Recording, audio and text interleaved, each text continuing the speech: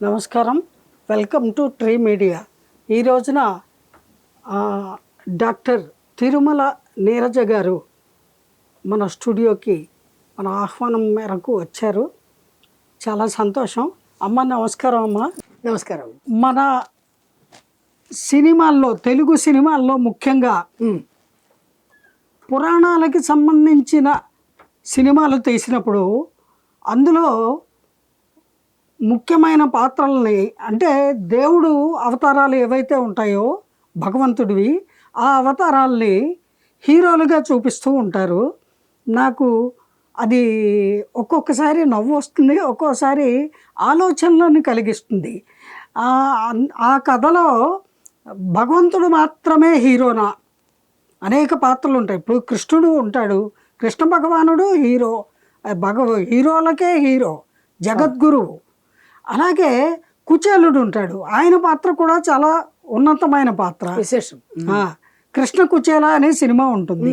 అందులో మరి ఇద్దరు హీరోలే కదా, ఇద్దరు పాత్రలు ప్రముఖమైనవే కదా.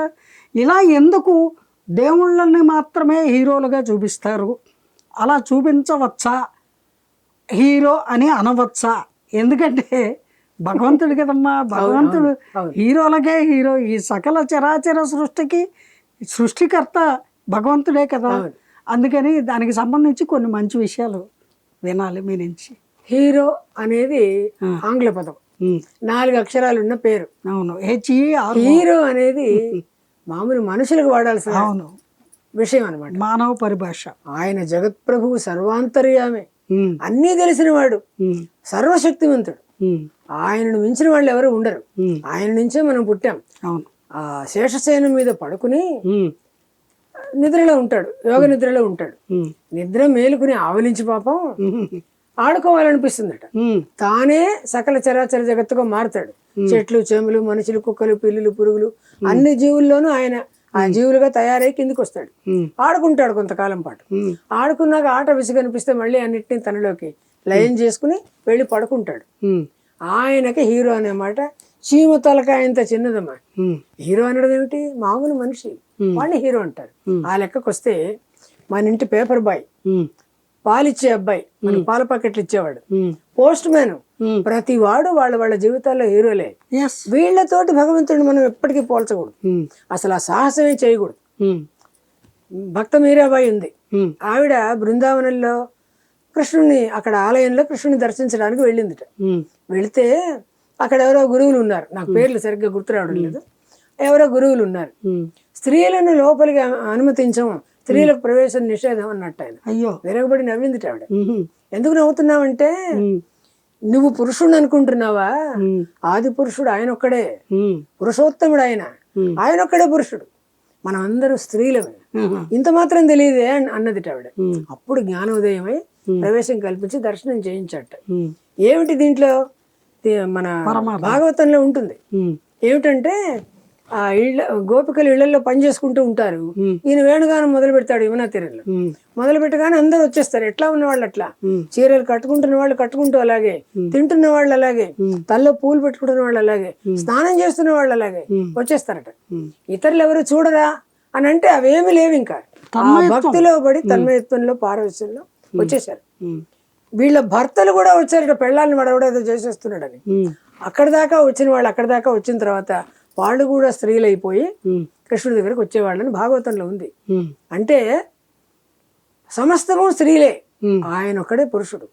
కాబట్టి ఆయన హీరో అనకూడదమ్మా మనం. ఎందుకంటే హీరో అనేది అతి నీచ స్థాయికి చెందినటువంటి చిన్న పరాయి భాష పదం అట. నాయకుడు, ప్రతినాయకుడు మనం అనుకుంటాం, కథలో ఉంటారు వాళ్ళు హీరో అండ్ విలన్. ఇక్కడ హీరో అయినే, విలన్ కూడా ఆయనే.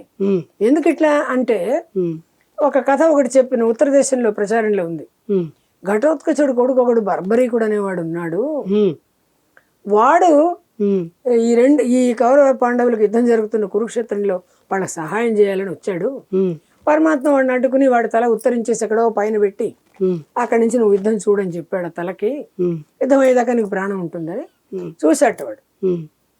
చూసిన తర్వాత యుద్ధం అయిపోయింది, అందరూ వెళ్ళారు అక్కడికి. అక్కడికి తీసుకెళ్తే మీ అందరికీ ఒకరిని పరిచయం చేయాలని కృష్ణుడు చెప్తే వెళ్ళాడు. అందరూ వెళ్ళారు. వెళ్తే నేను ఇంత యుద్ధం చేశానని ధర్మరాజు నేనింత వీరుండని భీముడు విరగబడి నవ్విందిట తలకాయ. ఎందుకయ్యా నవ్వుతున్నావు నువ్వంటే, చంపిందేవుడు చచ్చిందేవుడయ్యా, చంపింది ఆయనే చచ్చింది ఆయనే. ఆయనే అన్ని రూపాలు తీసుకొని వచ్చాడు, ఆనందించాడు, ఆడుకున్నాడు, విలాసంగా ఉన్నాడు, కొంతకాలం విహరించాడు, మళ్ళీ ఆయనే అంతా ముగించుకుని ఆయనే వెళ్ళిపోయాడు. నువ్వెవడివి చంపడానికని అంట. అట్లాగే భగవద్గీతలో కృష్ణుడు కూడా అంటాడు, ఇంతమంది నేను చుట్టాలను చంపాలా అని ఏడుస్తూ కూర్చుంటాడు అర్జునుడు విషాద యోగంలో పడి. అప్పుడు పరమాత్మ అంటాడు, నువ్వు చంపేది ఏమిటి, నేను ఎప్పుడో చంపేసా అందరినీ, నిన్ను వీరుడిగా నిలబెట్టాలి కదా, అందుకోసం నీ చేత ఇప్పుడు చంపిస్తున్నాను అని అన్నట్ట. శివుడు విష్ణువు ఇద్దరు ఒకటే. స్వామి పరమాత్మ నారాయణుడు అంటే పురుష రూపంలో ఉంటే నారాయణుడు, స్త్రీ రూపంలో ఉంటే నారాయణి. ఆవిడ అర్ధనారిగా శివుడిలో ఏకమై ఉంటుంది. ఇటువైపు ఉన్న రూపం నారాయణ అంటే ఆయన విష్ణుమాయ. కాబట్టి వాళ్ళిద్దరు ఒకటే, భావమరుదులు, పరస్పరం సహాయం చేసుకుంటారు. మనమే తేడాలు చూపిస్తాం. దీనికి ఉదాహరణ ఏంటంటే, యుద్ధంలో అర్జునుడు అందరినీ చంపుతున్నాడు బాణాలు వేసి. యుద్ధం అయిపోయాక కృష్ణుడు అడిగాడు, నేను అందరినీ చంపుతూ బాణాలు వేయడానికని ప్రయోగించిన అస్త్రాలంటే మంత్రపూరితాలైన బాణాలు, మంత్రం చెప్పించి వేస్తే అది వాళ్ళని చంపుతుంది. అట్లా బాణాలు వేసి నా బాణం వాడిని తగలడానికి ముందు ఒక భీకరాకారుడు చేతిలో శూలం పట్టుకుని అందరినీ పొడుస్తున్నాడు. అతను పొడిచిన తర్వాత నా బాణం వెళ్ళి తగులుతున్నది, వాడు పడిపోతున్నాడు. ఎవరని అడిగట, ఆయనే కాలరుద్రుడు, ఆయనే పరమేశ్వరుడు అని చెప్పాడు. వీడెవడు చంపడానికి, వాడెవడు చావడానికి. ఇదంతా ఆడే ఆ నాటకం వీళ్ళిద్దరు ఆడతారు కలిసి. మోహిని అవతారం ఎత్తి అతన్ని మోహపరిచి అల్లరి చేసింది ఆయనే. భస్మాసురుడి రూపంలో ఉండి వాడిని అల్లరి చేసి పరమేశ్వరుడి చేత వరాలు ఇప్పించింది ఆయనే. ఇద్దరు ఆడుకుంటారు, మనకు తెలియక విష్ణు వేరు శివుడు వేరు, వాడు హీరో వీడు విలన్ అనుకుంటాం. పరమాత్మల ముందు ఎవ్వరు హీరోలు కదమ్మా, వాళ్లే సర్వోత్తమమైన నాయకులు. వాళ్ళకు ప్రతినాయకులు లేరు, వాళ్ళు సృష్టిస్తారు. ద్వారంలో ఉన్నటువంటి ఇద్దరు ద్వారపాలకులు జయ విజయ భక్తులు చిన్న పొరపాటు చేసినందుకు మహర్షుల చేత శపింపజేసి వాళ్ళని రాక్షసులుగా పుట్టించి వాళ్ళని చంపడానికి కోసం మోక్షం ఇవ్వడానికి తానే వచ్చాడు. ఇట్లా మామూలు మనిషి చేయగలుగుతాడా? ఎవడికి ఉంది శక్తి? ఆయన సర్వాంతర్యామి, సర్వశక్తిమంతుడైన అత్యుత్తమ శ్రేష్టం, అసలు పదాలు లేవు, సూపర్లేటివ్ పైన డిగ్రీలు ఉంటే అటువంటి పురుషోత్తముడు ఆయన. కాబట్టి ఆయన అందరికీ కూడా నాయకుడుగా కొలవదగిన వాడు, భగవంతుడు, మోక్షం ఇచ్చేవాడు. మామూలు మనిషికి ఏ శక్తి లేదమ్మా. కాబట్టి మనం ఇవంతా ఊరికే సినిమాలు చూసి వాడు హీరో వీడు విలన్. ఇప్పుడు ఇంకా హీరో వర్షిప్ పెరిగిపోయి ఒక హీరో తెలుగు సినిమాలు చూస్తుంటాంగా, తెలుగు ఏమిటి అన్ని సినిమాలును 100 మందిని 50 మందిని కొడతాడమ్మా. ఎవడన్నా కొట్టగలడా? అందరూ కొమ్ము కునిస్తే అందరినీ కొడతాట, వెనక ఉన్నవాడిని కూడా కొడతాట. ఎట్లాగో నాకు విచిత్రంగా ఉంటుంది. సరే కరాటే నేర్చుకున్నాడు, తర్వాత హనుమంతుడి దగ్గర భీముడిలాగా శిక్షణ తీసుకుంటే కదలికల వల్ల చెవుల్లో ఆ కదలికను బట్టి ఈ అవయవం కదిలింది, వీడు ఇక్కడ ఉన్నాడు అని తెలుసుకుని కొట్టడం అది వేరు. తెలుగు సినిమా హీరోలు కొట్టడం విచిత్రంగా ఉంటుంది. అసలు జానపద చిత్రాలు చూడండి, తమాషాగా ఉంటుంది అనమాట. ఎవ్వడూ అంతమందిని కొట్టలేడు, అంతా హంబగ్గే, హుళక్కి అంటారే అది. అయినా కానీ మనం చూసి వినోదం కోసం వెళ్తాం కాబట్టి చూసి ఆనందిస్తాం. వినోదం కోసం చప్పట్లు కొట్టి ఇందులో కూడా మళ్ళా గోల, మా హీరో గొప్పవాడు అంటే మా హీరో గొప్పవాడు, వాళ్ళు కొట్టు చేస్తుంటారు. వాళ్ళిద్దరు మిత్రులే. అట్లా ఇది ఇక్కడే ఉదాహరణ, వాళ్ళిద్దరు మిత్రులే. అట్లా పరమాత్మ విష్ణువు శివుడు ఇద్దరు ఒకటే, కానీ మనం మాత్రం తేడాలు చెప్పుకుని గోల పెడుతుంటాం అనమాట. ఎవ్వరూ హీరో కాదు.